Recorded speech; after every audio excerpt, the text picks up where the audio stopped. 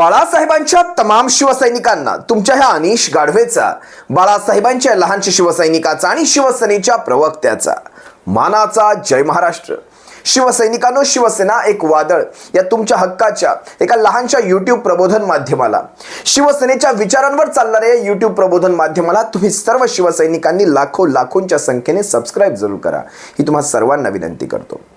आज शिवसेनेच्या नावाच्या आणि चिन्हाच्या संदर्भातली याचिका माननीय सुप्रीम कोर्टामध्ये सुनावणीला होती. आपणापैकी बऱ्याच जणांना आता ह्या याचिकेचा विसर देखील पडला असेल, कारण आता आपण या याचिकांकडे पाहतच नाही. खऱ्या अर्थाने तुम्ही लिहा कमेंटमध्ये तुमचं मत काय आहे याच्यावर. शिवसेनेच्या 16 आमदारांची अपात्रता असेल किंवा शिवसेनेचं नाव आणि चिन्ह या प्रकारच्या याचिका असतील. आता आपण या याचिकांच्या पलीकडे गेलो. शिवसेना या सर्वाच्या पलीकडे गेली. नाव ठाकरे, चिन्ह मशाल किंवा शिवसेनेचे पक्ष प्रमुख सांगतील तो उमेदवार, देतील ते चिन्ह, घेतील तो निर्णय.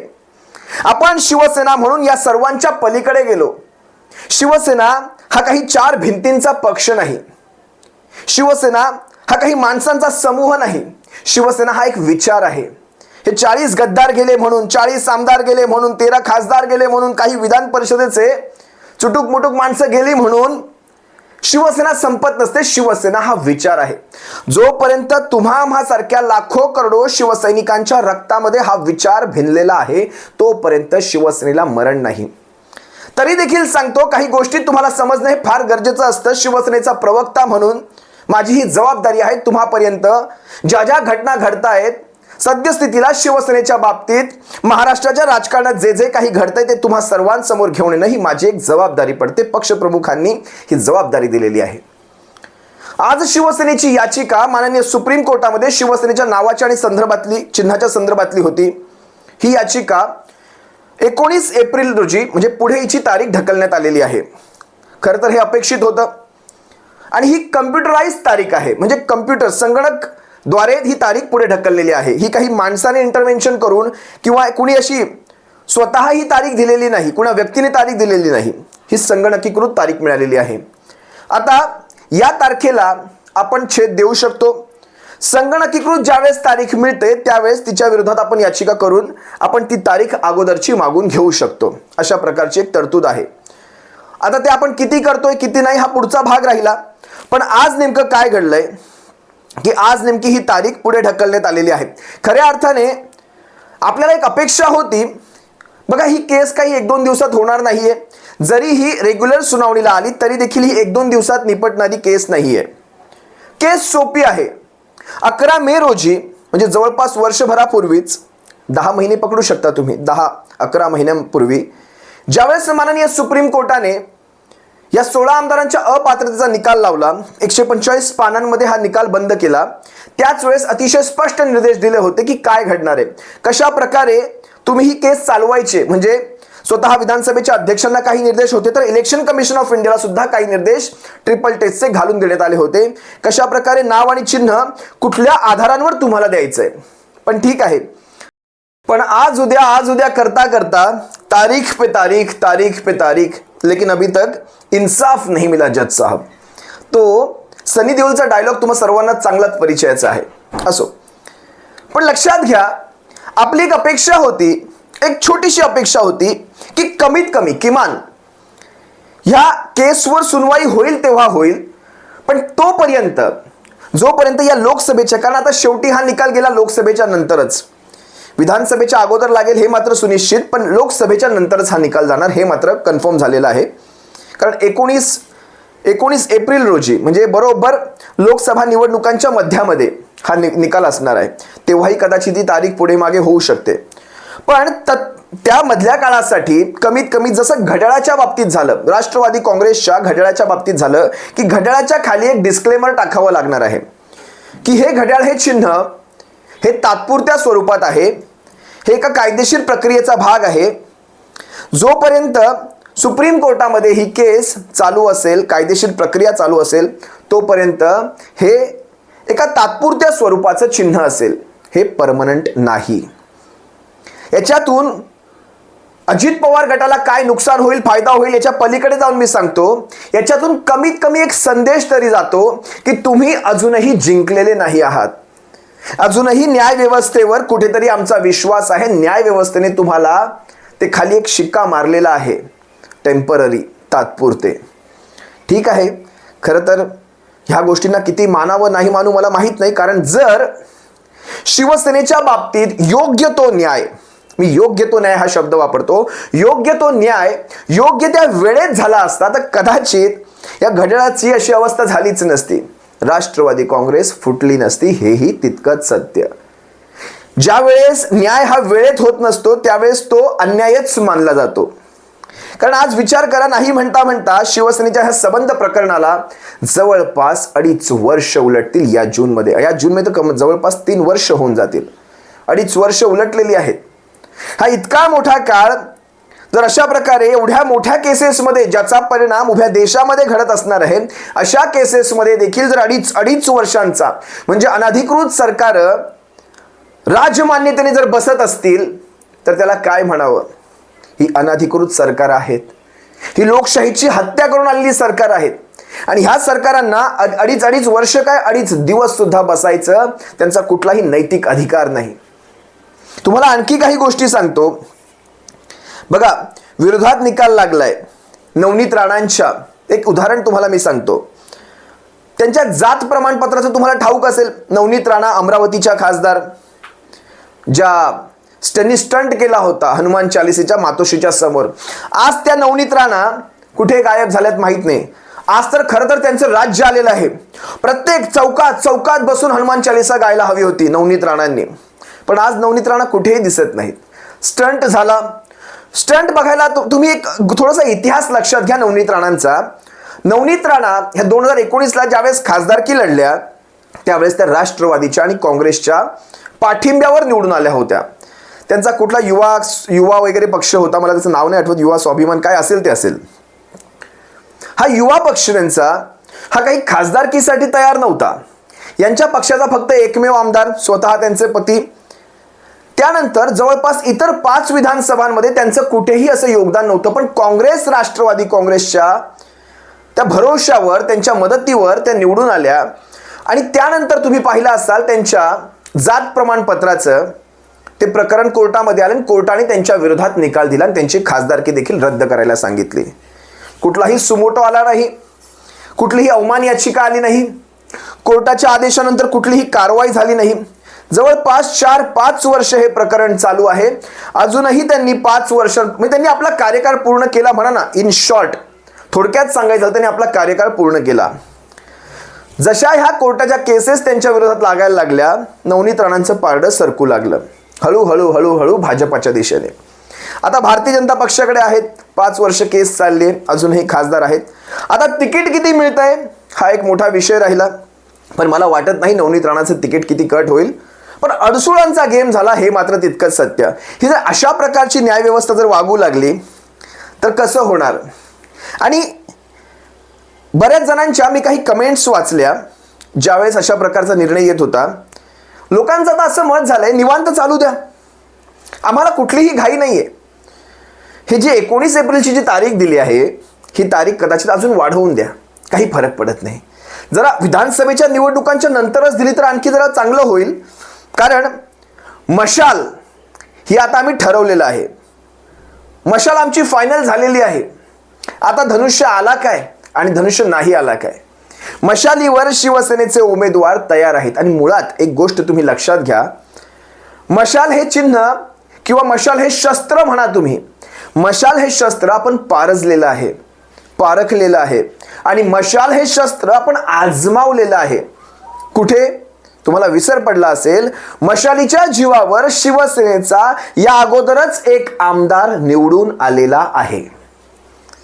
अंधेरी पूर्व विसरू नका शिवसैनिकांना ह्या गोष्टी. अंधेरी पूर्वेमध्ये मशालीच्या जीवावर शिवसेनेच्या ऋतुजाताई रमेश लटके, शिवसेनेचे दिवंगत आमदार अंधेरी पूर्वेचे रमेशजी लटके साहेब यांच्या धर्मपत्नी ऋतुजाताई, त्यांच्याही निवडणुकीच्या वेळेस तुम्ही पाहिलं असाल कशा प्रकारचे वादंग उठवले. तो मोरजी पटेल जो कोणी गुजराती उमेदवार होता भारतीय जनता पक्षाचा, यानं त्या प्रकारे प्रयत्न केले. अगदी त्या मुंबई महापालिकेच्या कर्मचारी होत्या, त्यांना तिकडून NOC न देईपर्यंत त्यांच्यासाठी या न त्या प्रकारे अडचणींचा डोंगर उभा केला, पण तरी देखील शिवसेनेची ही वाघीण घाबरली नाही. आणि शेवटी असं झालं की ह्या निवडणुकीच्या उमेदवारीच्या त्या रिंगणामधून मोर्जी पटेलने आपला अर्जच काढून घेतला, कारण पराभव समोर होता. आणि मुंबईमध्ये ज्या ठिकाणी ज्या मोर्जी पटेलचा मी उल्लेख करतोय त्या अंधेरी पूर्वेमध्ये जवळपास 45,000च्या आसपास परप्रांतीय वोटिंग आहे. अशा ठिकाणाहून जर अर्ज माघारी पळत असेल, बरं असा तसा माघारी घेतलेला नाहीये हा अर्ज, तुम्ही लक्षात घ्या शिवसैनिकांनो. हा भारतीय जनता पक्ष इथून हृदयाचं राजकारण कधीच करत नाही. ते म्हणतायत, ते दिवंगत होते, भारतीय जनता पक्षाने कायम ही एक पॉलिसी राहिलेली आहे की आम्ही जिथे मृत होतात तिथे आम्ही उमेदवार देत नाही. जर हाच नियम लावायचा असता तर पंढरपूरमध्ये, महाराष्ट्रात अनेक ठिकाणी निवडणुका झाल्या जिथे भारतीय जनता पक्षाने आपले उमेदवार उतरवलेले आहेत, हे लक्षात घ्या. आणि हाच नियम झाला असता तर त्या टिळक ज्या पुण्यातल्या आमदार होत्या, मुक्ता टिळक, त्यांच्या घरात त्यांच्या परिवारातल्या उमेदवाराला ती उमेदवारी देखील दिलेली नाही. भारतीय जनता पक्ष कायम इथून राजकारण करतो. त्या अंधेरी पूर्वेच्या निवडणुकीत त्यांचा उमेदवार पळून गेला. तिथे आपण मशालीच्या जीवावर एक आमदार निवडून काढला. 73,000चं मतदान झालं त्यावेळेस. आपली मशाल ही आधीच आपण पारखलेली आहे. धनुष्याच्या जीवावर कुठे निवडणुका झाल्या? गेल्या 2.5-3 वर्षामध्ये ना कुठली महापालिका घेतली. सर्वसाधारण सिनेट, मुंबई युनिव्हर्सिटीची, मुंबई विद्यापीठाची साधी सिनेट निवडणूक जी लावली गेली होती ती देखील रद्द केली गेलेली आहे. त्या JNU मध्ये, दिल्लीमध्ये जवाहरलाल नेहरू युनिव्हर्सिटीमध्ये देखील निवडणूक होते, तिकडच्या युनिव्हर्सिटीच्या निवडणुका होतात, पण महाराष्ट्रात मुंबईमध्ये साधी सिनेट निवडणूक होऊ शकत नाही. हा धसका आहे शिवसेनेचा. लक्षात घ्या मला काय सांगायचंय. आता चिन्ह काय, धनुष्य येतो काय, धनुष्य जातो काय, पण मशाल पारखलेली आहे. धनुष्याच्या जीवावर एक निवडणूक दाखवायची, जी लढलीये, जी जिंकलीये. तुम्ही ग्रामपंचायतीचे ते तोहे मिरवता, ग्रामपंचायतीच्या घमजा मारता, त्या ग्रामपंचायतीच्या सरपंचाचे आज आकडे द्या. ते सरपंच कुठल्या गटात जाऊन बसले असतील तुम्हाला स्वतःलाही नाही माहिती, ना आम्हाला माहिती. ज्या गोष्टी आहेत त्या आहेत. तुम्ही ग्रामपंचायतीमध्ये 2,000 सरपंच, 5,000 सरपंच, 8,000 सरपंच, 20,000, जेवढ्या ग्रामपंचायती नसतील त्याच्या वर जाऊन सरपंच ह्यांचेच होते. लक्षात घ्या शिवसैनिकांनो, तुमचा मोरॅल, तुमच्या मनातला जो जोश आहे तो कुठेतरी कमी करायचा प्रयत्न हे सर्वजण करतील. तुम्ही सावध राहा या सगळ्यातनं. धनुष्याच्या जीवावर एकही निवडणूक यांनी लढलेली नाही आणि हे लढणार देखील नाही. आता काल परवाच मी तुम्हाला सांगितलं गोडसेंचं, तुम्ही पाहिलं असाल कशा प्रकारे ठाण्यामध्ये येऊन त्यांना ते नारेबाजी करावी लागली. विद्यमान खासदारांना आपल्या जागांसाठी तडफडताना पाहून जीवाला एक थंडक मिळते, या हृदयाला एक थंडक मिळते. वाईट एका गोष्टीचं वाटतं, एकेकाळी धनुष्याच्या जीवावर निवडून आलेल्या ह्या खासदारांची ही अशी परिस्थिती झालेली आहे. कुणामुळे झाली आहे? भारतीय जनता पक्षामुळे. पण ठीक आहे, तुमची कर्म तशी आहेत. तुम्ही त्या भारतीय जनता पक्षाच्या सपोर्टमध्ये आलेल्या एकनाथ शिंदेंना पाठिंबा दिला. तुम्हाला हे असे दिवस पाहायचेच होते. बाळासाहेबांचा शाप ज्यावेळेस कोपेल त्यावेळेस मात्र तुम्ही सारे भस्म होऊन जाल. आता तरी तुमच्या फक्त तिकीट कापल्या गेलेल्या आहेत. 1-1.5 महिना थांबा, तुमचा अख्खाच्या अख्खा गट कापलेला असेल. मी कालच एक उदाहरण दिलं. होळी 2023 ठाण्यामध्ये शिवाजीनगर सारखी एक शिवसेनेची शाखा बळकवण्यासाठी सगळ्या बळाचा वापर केला गेला. होळी 2023 आणि काल परवाची होळी 2024 तुमच्या गटाचाच भारतीय जनता पक्षाने कब्जा घेतला. ही कर्माची फळं आहेत. आज शिवसेनेची केस 19 एप्रिलला पुढे ढकललेली आहे. आता पाहूयात 19, पण कदाचित याच्या मधल्या काळात म्हणजे 19 एप्रिलपर्यंत जर शिवसेनेतर्फे एखादी याचिका दाखल झाली की ही केस लोकसभेच्या निवडणुकांच्या अगोदर व्हावी आणि कमीत कमी त्या धनुष्य चिन्हाच्या खाली देखील एक डिस्क्लेमर म्हणतात त्याला, एक टीप लावतो ना आपण तिथे, की धनुष्य हे चिन्ह तात्पुरत्या स्वरूपाचं आहे, हे एका कायदेशीर प्रक्रियेचा भाग आहे. जोपर्यंत ही कायदेशीर प्रक्रिया पूर्ण होत नाही किंवा ह्यांच्या बाजूने निकाल लागत नाही तोपर्यंत हे चिन्ह हे अस्थायी स्वरूपाचं असेल, तात्पुरत्या स्वरूपाचं असेल. अशा प्रकारचा एक डिस्क्लेमर जरी लागला ना, अर्ध्यांच्या पायाखालची उरली सुरली वाळू देखील सरकून जाईल. हे लक्षात घ्या. हे डिस्क्लेमर देखील फार महत्त्वाचं आहे. आपण विचार करतो काय फरक पडेल ह्याने आपल्याला, आपल्या निवडणुकांमध्ये याचा काय पण पडतो, फरक पडतो. माननीय सुप्रीम कोर्टाने जरी एवढं जरी केलं ना, त्या धनुष्याच्या खाली फक्त ही लाईन जरी ऍड करायला सांगितली ना, संपला खेळ, शिंदे गटाचा खेळ संपला. बघा कशा प्रकारे मातोश्रीच्या बाहेर रांगा लावून बसतील, पण तो बांबू जागेवरच असेल. हेही तितकंच सत्य. एवढंच बोलतो, तुम्हा सर्वांची रजा घेतो. हे तारीख पे तारीख चालू राहू द्या. काल आणखी एक प्रसंग घडला. माझ्या व्हिडिओच्या खाली एक कमेंट मला तुम्हाला फक्त सांगायची आहे. अतिशय साधीसुधी कमेंट आहे, काही त्यात विशेष नाही. पण ज्यावेळेस हे अशा कमेंट वाचतो त्यावेळेस मी तुमच्या सर्वांच्या सर्व कमेंट्स वाचत असतो बरं शिवसैनिकांनो. काल एक कमेंट, मी नाव घेणार नाही त्यांचं, त्यांच्या सुरक्षितेसाठी, मावळमधनं असतील कदाचित. त्यांनी फक्त एक साधंसं वाक्य लिहिलं, दादा तुम्ही ठाण्याची खिंड लढवा, आम्ही मावळची खिंड लढवतो. तुम्ही ठाण्यात पाडा, आम्ही मावळमध्ये पाडतो. साधी कमेंट आहे, साधा आशय आहे. तुम्ही ठाण्यात पाडा, आम्ही इथे पाडतो. याचा अर्थ असा की तुम्ही ज्या ज्या ठिकाणी आहात त्या त्या ठिकाणी या गद्दारांचा आणि गद्दारांसकट भारतीय जनता पक्ष, अजित पवार टोळी या सगळ्यांचा करेक्ट कार्यक्रम लावा. ठाण्याचं आम्ही पाहून घेऊ. ठाण्याचं पाहण्यापेक्षा उभ्या महाराष्ट्राचं आपण पाहून घेऊ. पण तुम्ही ज्या ज्या ठिकाणी आहात त्या त्या ठिकाणी. खरं तर हे सगळं पाहिल्यानंतर का कुणास ठाऊक नरवीर बाजीप्रभू, नरवीर तान्हाजी मालुसरे, येसाजी कंक, मला सगळ्यांची आठवण येते. छत्रपती शिवरायांच्या त्या साऱ्या मावळ्यांची आठवण येते. मावळ्यांची ना आमची किंवा कुणाची कधी तुलना होऊ शकत नाही. आम्हाला त्यांच्या नखाची देखील सर नाही. छत्रपतींच्या मावळ्यांच्या नखाची देखील आम्हाला सर कधी आली ना, किंवा त्यांच्या नखाचं ते महत्त्व जरी आम्हाला प्राप्त झालं ना, तर आयुष्य नाही पुढच्या 100 पिढ्या भरून पावल्यासारख्या वाटतील. पुढच्या 100 पिढ्या मावळ्यांच्या नखाची सर. पण ज्यावेळेस विषय महाराष्ट्राचा येतो, ज्यावेळेस विषय निष्ठेचा येतो, त्यागाचा येतो, बलिदानाचा येतो, ज्यावेळेस विषय महाराष्ट्राच्या अभिमानाचा, स्वाभिमानाचा, अस्मितेचा येतो, त्यावेळेस मात्र कुठेतरी हा धागा जुळतो. आम्हाला छत्रपती शिवरायांनी जी निष्ठेची शिकवण दिली, तुम्ही आपल्या आयुष्यातल्या कुठल्याही क्षेत्रात असाल, मग ते क्षेत्र कुठलंही असो, राजकारण देखील एक क्षेत्र आहे, पण ह्या राजकारणाच्या क्षेत्रातून जर तुम्हाला महाराष्ट्राचा विकास करता येत असेल तर ते राजकारणाचं क्षेत्र देखील तितकंच महत्त्वाचं आहे.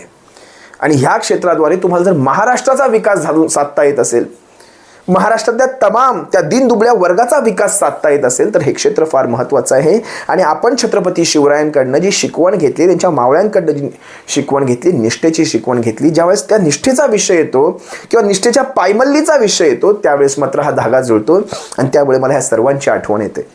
बघा तुम्हाला कुठे पटतंय का? माझे विचार जर तुम्हाला पटत असतील तसं लिहा कमेंटमध्ये. लिहा, बरोबर बोलताय तुम्ही. काही चुकत असेल तर तुम्हाला तो बोलण्याचा हक्क आहे, ऐऱ्या गैऱ्याला नाही. शिवसेना एक वादळवर येणाऱ्या प्रत्येक शिवसैनिकाला, लहान असो, थोर असो, मोठा असो, प्रत्येकाला तो बोलण्याचा हक्क आहे. तुम्ही लिहा कमेंटमध्ये तसं. तुर्तास तुम्हा सर्वांची रजा घेतो. सप्रेम जय महाराष्ट्र. बाळासाहेबांच्या शिवसैनिकांना तुम्ही सर्वांनी काळजी घ्या आणि येत्या निवडणुकीमध्ये आपल्या शिवसेनेला भरारी भरारी भरारी मारून द्या. सप्रेम जय महाराष्ट्र.